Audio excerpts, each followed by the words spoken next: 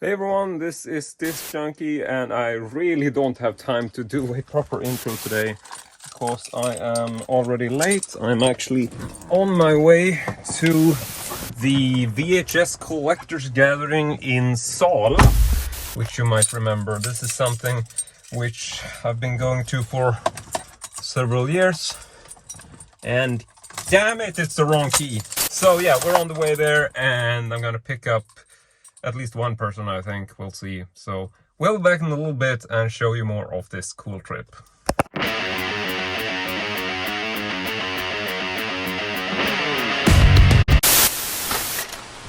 Oh, come on.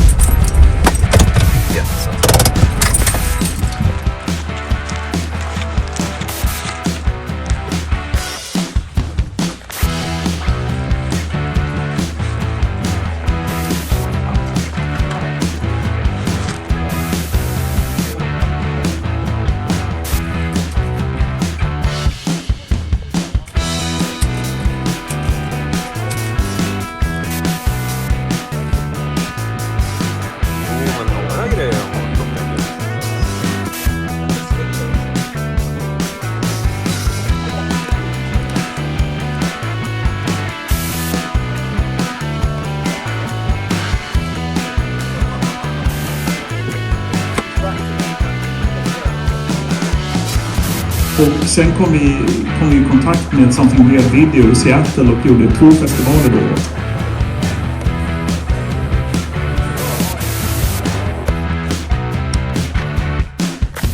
Right, so been here for most of the day. Time really flies. Did make some pickups, always more than I expected, but the overall turn up is a bit on the slow side. Not as many people as usual. It's a bit of a disappointment there, but still have a lot of fun. Now I am going to drive back and I am going to show you the finds that I made, but for now this is me signing off from Sala.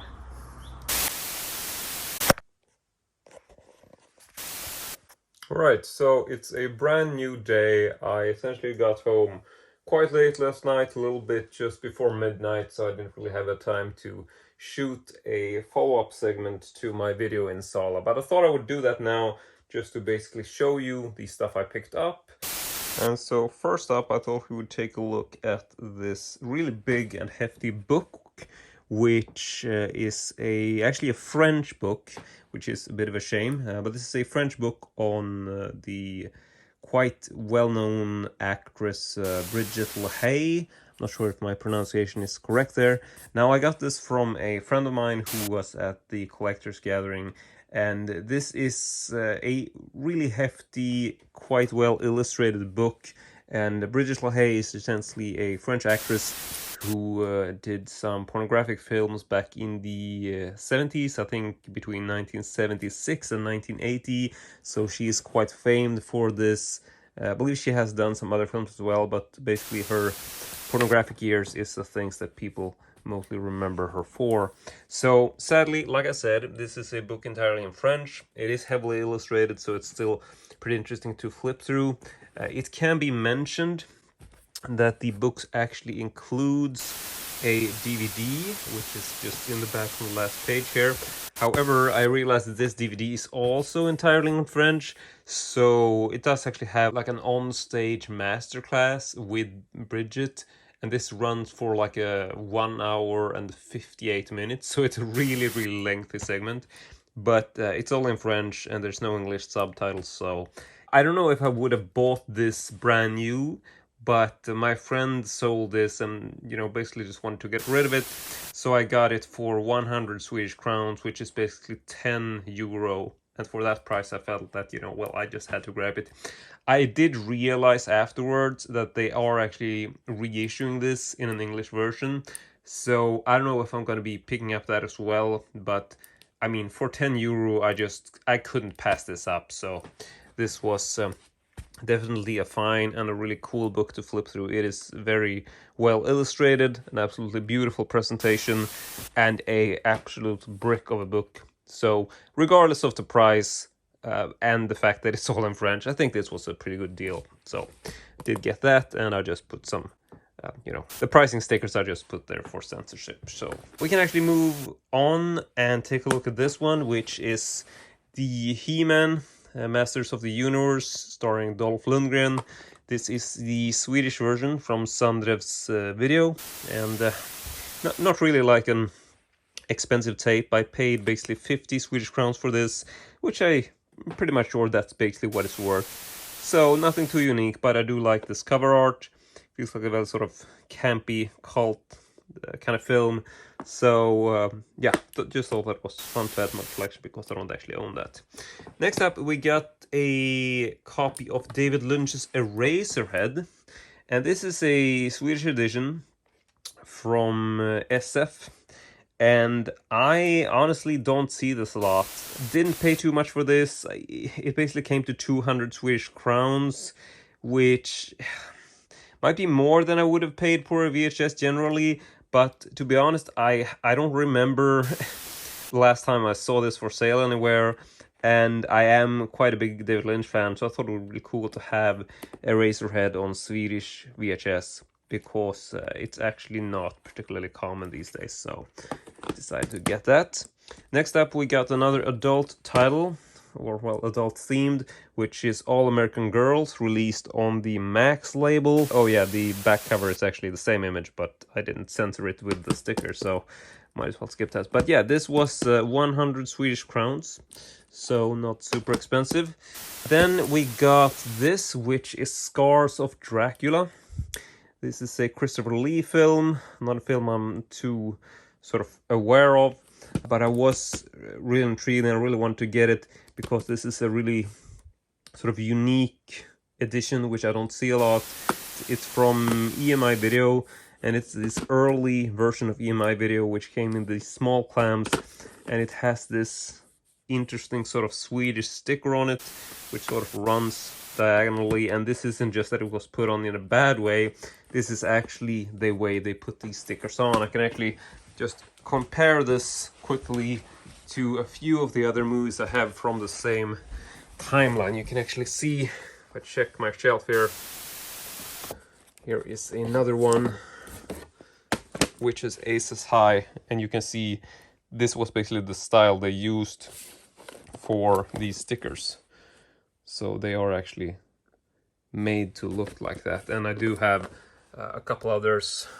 Here's one for the Dam Busters, and then we got a film called Driver. So yeah, you can see it's very sort of coherent in just using this sort of sticker style, which I think is quite unique. It's definitely like one of these things which I haven't really seen on any other label, like using a sticker to label the title as a sort of standard. So I thought that was pretty interesting, and I hadn't seen this title from this particular label, so that was pretty cool. So I wanted to get this. This was a bit more expensive than I usually want to pay. This was listed at 350 Swedish crowns, but I was able to haggle this down to 300, so I thought it was pretty decent. It was basically my last purchase of the evening, so it was one of those things where I said, I really want to get it, and ended up getting it. So 300 for that. Then we got some more stuff which isn't VHS. First, we got a sealed copy of the complete Dr. Phibes, released by Arrow Video, and not really anything I was looking for. One of the other people who was there was selling this, so this wasn't from Boa Video or Videodrome. It wasn't from the stores that are, so to speak, that are usually there to sell stuff. Mainly, like all the VHS tapes came from them, but this Blu-ray copy, this came from one of the other people attending. And I didn't really know about this collection, so I had to sort of quickly look it up and realize that this is, it's sealed, and this basically goes for, anywhere between 600 to 900 Swedish crowns on eBay. I'm guessing maybe it's sold out, or maybe it's just really good value, seeing as it has the 3 Dr. Phibes movies in one collection. So I asked what the guy wanted for this, and he basically told me that he wanted 150 Swedish crowns, which is like, that's peanuts compared to the price it's going for. So that's basically like 15 euro, whereas on eBay this will go for anywhere between 60 and 80 euro. Not really sure why. Maybe it's out of print, no idea. So couldn't really pass this up. Haven't actually seen these films, but thought it was too good a price to pass up, so I figured I want to get that because, Arrow Video, it's a nice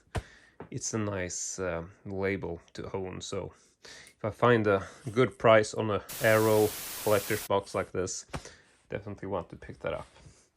And next up we got this another hefty book.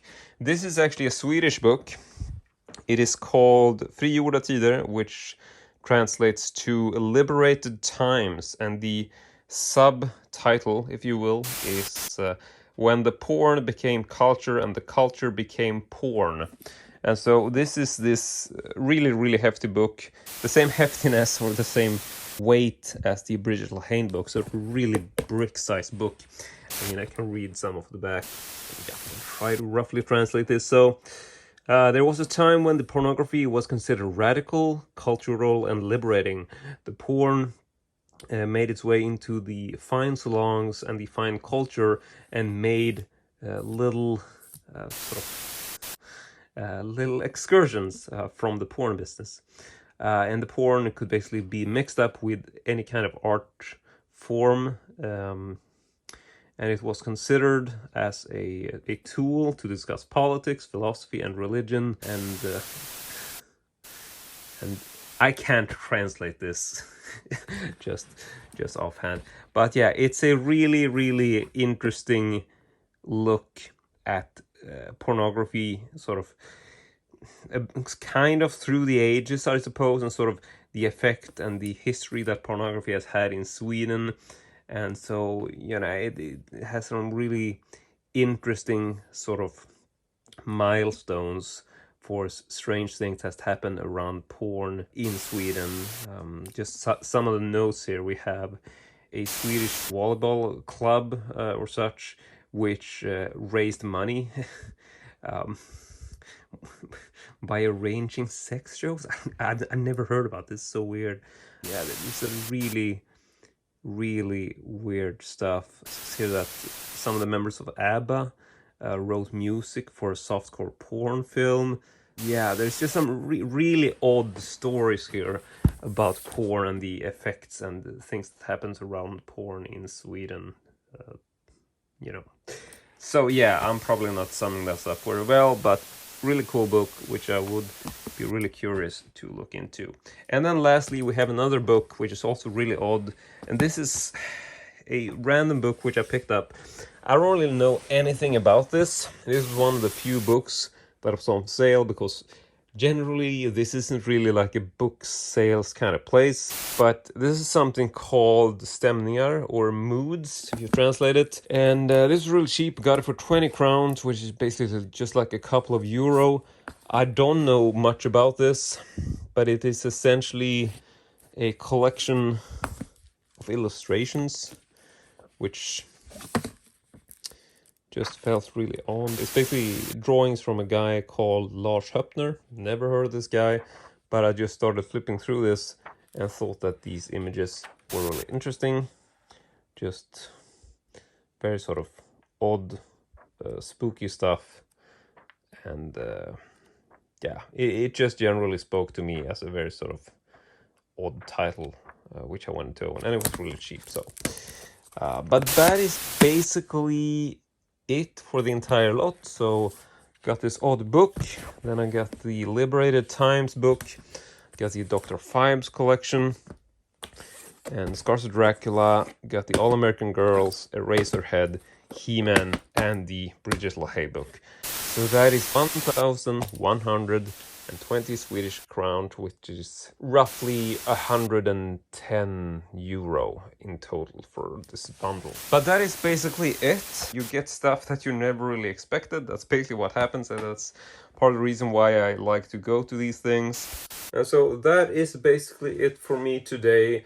I really hope you enjoyed this video, and I'm not really sure what this sort of series has, if it should have like a name. I haven't really decided on this. And I was essentially supposed to go to the collector's gathering together with Betty and my friend Patrick, but Betty basically had to cancel at the last minute, and so I decided to do basically all of the video footage myself. I got some help from Patrick shooting the sort of background stuff and shooting stuff in the car as we're driving. But overall, I just felt like I didn't want to make a really big video this year because, you know, the turn-up was a bit so-and-so, and it was just really sort of spontaneous, sort of last minute. Like, I just heard about this like a couple of weeks ago, it feels like, and it's just, I don't know, it felt a bit rushed, but it was a lot of fun, so I'm not complaining. But yeah, I really did enjoy it. There was an on-stage appearance with Rickard Granfors, who is also one of the people behind the Liberated Times book. He is also the creator of a Swedish streaming service, which is called Cult Picks, which actually has gotten a bit of international following, where they will screen or stream Swedish cult films, like a lot of erotica and really obscure titles. So yeah, I mean, it's really cool service, which I think you should look up. And he's also been sort of involved with the work that Vinegar Syndrome is doing with the new release for Thriller, A Cruel Picture, aka They Call Her One Eye. He basically talked on stage how he's been working on a documentary segment for that feature, so that's really cool. So yeah, I got that pre-ordered, so really psyched about checking that out once it finally gets here. But yeah, so pretty interesting on-stage interview, which I didn't really expect, because I just wasn't so read up on what he was going to talk about and topics, but it turned out to be really interesting, so quite cool. Actually a really good guest and a very nice guy. But yeah, that is basically it from me today. I really hope you enjoyed this video, and as usual, hope to see you all next time.